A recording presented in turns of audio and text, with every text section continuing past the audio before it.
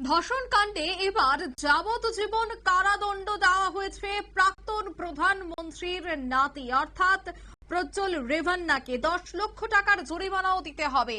পরিচালিকাকে লাগাতার ধর্ষণে দোষী সাব্যস্ত হয়েছে প্রাক্তন সাংসদ। বিস্তারিত সেই বিষয়ে জানবো।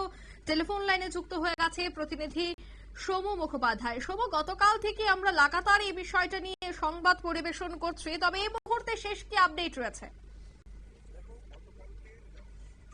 দোষী সাব্যস্ত করা হয়েছিল, আর আজকে কর্ণাটকের বিশেষ আদালত প্রাক্তন প্রধানমন্ত্রী এইচ.ডি. দেবেগৌড়া নাতি এবং প্রাক্তন জেডিএস সাংসদ প্রজ্জ্বল রেভান্নাকে যাবজ্জীবন কারাদণ্ডের নির্দেশ দিয়েছে।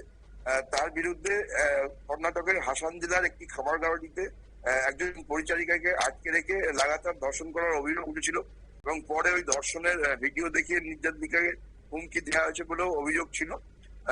এই মামলার শুনানি হয়েছে 7 মাস ধরে। তারপরে গতকাল তাকে দোষী সাব্যস্ত করা হয় এবং আজকে বিকেলে কর্ণাটকের বিশেষ আদালত ওই নেতার সাজা ঘোষণা করেছে।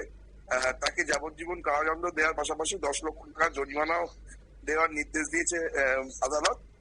যেটা জানা যাচ্ছে যে গত এপ্রিল মাসে প্রজ্জ্বলের বিরুদ্ধে চার্জশিট জমা দেওয়া হয়েছিল এবং তারপরে সিটের তদন্তের ভিত্তিতেই দোষী সাব্যস্ত করা হয় গতকাল।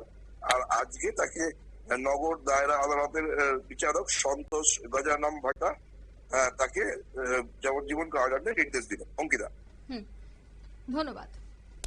অর্থাৎ আজ দোষী সাব্যস্ত করা হয়েছে, যাবজ্জীবন কারাদণ্ড দেওয়া হয়েছে, তার পাশাপাশি 10 লক্ষ টাকাও কিন্তু জরিমানা দিতে হবে প্রজ্জ্বল রেভান্নাকে। পরিচালিকাকে লাগাতার ধর্ষণের অভিযোগ উঠে এসেছিল তার বিরুদ্ধে। অবশেষে কিন্তু দেখা গেল যে তাকে যাবজ্জীবন কারাদণ্ড দেওয়া হয়। নিয়ে নিচ্ছে ছোট্ট একটি বিজ্ঞাপন বিরতির সঙ্গে থাকুন।